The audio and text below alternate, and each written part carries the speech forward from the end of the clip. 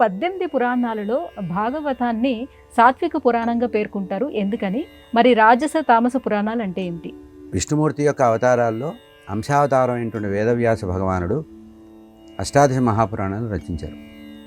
ఈ అష్టాదశ పురాణాలు తాను రచించినప్పుడు ఏ విభాగం చెప్పల, కానీ ప్రత్యేకంగా దేవీ భాగవతంలో పురాణాల గురించి వర్ణిస్తూ ఈ పురాణాలు కొన్ని రాజసాలు, కొన్ని తామసాలు, కొన్ని సాత్వికాలు అని చెప్పారు.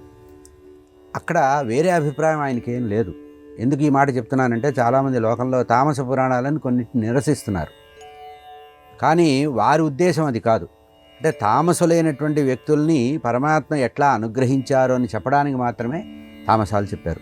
కనుక తాను దేవీ భాగవతంలో ఉంది విభాగం ఇది. రాజస, తామస, సాత్విక పురాణాలు అంటే శ్రీమద్భాగవతాన్ని, విష్ణు పురాణాన్ని, ఈ మత్స్య కూర్మ వరాహ పురాణాలని సాత్విక పురాణాలని చెప్పారు. ఇక కొన్ని పురాణాలను ప్రత్యేకంగా మనం దాన్ని ఎక్కువగా ఎత్తి చెప్పవలసిన అవసరం లేదు.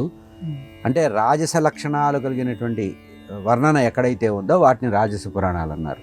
తామస విషయాలు అంటే ఉదాహరణకి అగ్ని పురాణం ఉంది, అందులో యజ్ఞయాగాది కర్మలు చెప్పినప్పుడు ఉంది, అది జ్ఞానానికి సంబంధించిన విషయం. అట్లాగే శివపురాణంలో పరమాత్మకు సంబంధించిన అనేకమైనటువంటి అవతారాల వర్ణన ఉంది. అయితే అందులో దుష్ట శిక్షణ విషయం కూడా ఉంది. వీళ్ళు భ్రమపడుతోంది ఏంటంటే శివుడు తామస సంబంధమైనటువంటి వ్యక్తి అని.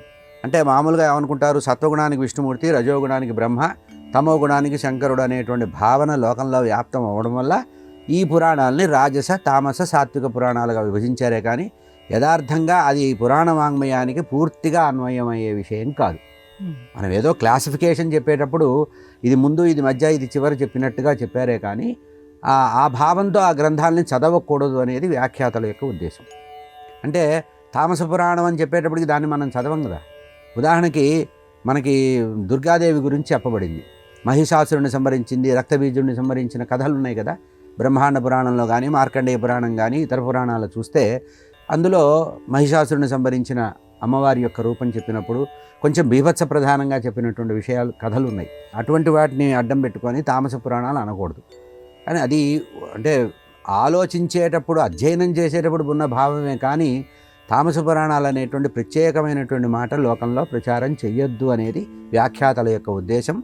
అష్టాదశ పురాణాలు కూడా జ్ఞాన విస్తారం కోసం చెప్పబడిందే.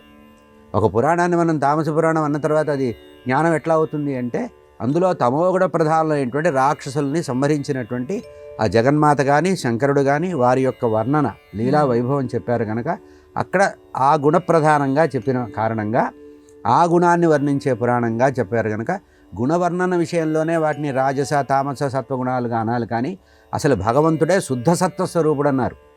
మనం లోకల్లో చెప్పుకునేటువంటి సత్వగుణము, రజోగుణము, తమోగుణం ఏవైతే ఉన్నాయో అది పరమాత్మ సృష్టించట. ఎవరి కోసం? జీవుల కోసం. అంటే మన జీవితంలో వ్యవహారం జరగాలంటే మనలో సత్వగుణము, రజోగుణము, తమోగుణం ఉండాలి అని భగవంతుడు సృష్టించిన సత్వరజస్తమో గుణాలను భగవంతుడికి ఆరోపించడం మంచిది కాదు. కనుక పురాణ విభాగంలో సత్వగుణ ప్రధానము, రజోగుణ ప్రధానము, తమోగుణ ప్రధానమైనటువంటి పురాణాలు ఉన్నాయి అని 3గా విభజించి చెప్పింది దేవీ భాగవతం. అంతకుమించి ఎక్కువగా చెప్పల. అంటే వాటిని ఆ పేర్లు పెట్టారే కానీ ఆ గుణాలు దాంట్లో ఉన్నాయని కాదు, అందులో ఉండేటువంటి దుష్టపాత్రల్లో ఆ గుణాలు ఉన్నాయి అని చెప్పడానికే తమోగుణంగా చెప్పారు. కనుక కొన్ని పురాణాన్ని తమోగుణ ప్రధానమైన పురాణాలుగా చెప్పినప్పటికీ కూడా అది ఉదాత్త భావంతో చెప్పారే కానీ సర్వత్రా ఆ భావాల్ని ఆలోచించకూడదు. పురాణాలన్నీ కూడా జ్ఞానవృద్ధి కోసం చెప్పినవే కనుక, సత్వగుణాన్ని వృద్ధి చేసుకోవడానికి చెప్పినవే పురాణాలు కనుక అందులో ప్రధాన వస్తువు సత్వగుణంగానే మనం భావించాలి. అంటే మన స్థాయి కాదు వాటి గురించి ఆలోచించడానికి. కనుక వేదవ్యాస భగవానుడు దేవీ భాగవతంలో చెప్పినప్పటికీ కూడా పురాణాలు సత్వగుణ ప్రధానాలు అని ఒక భావం మన మనసులో గట్టిగా ఉండడం మంచిది.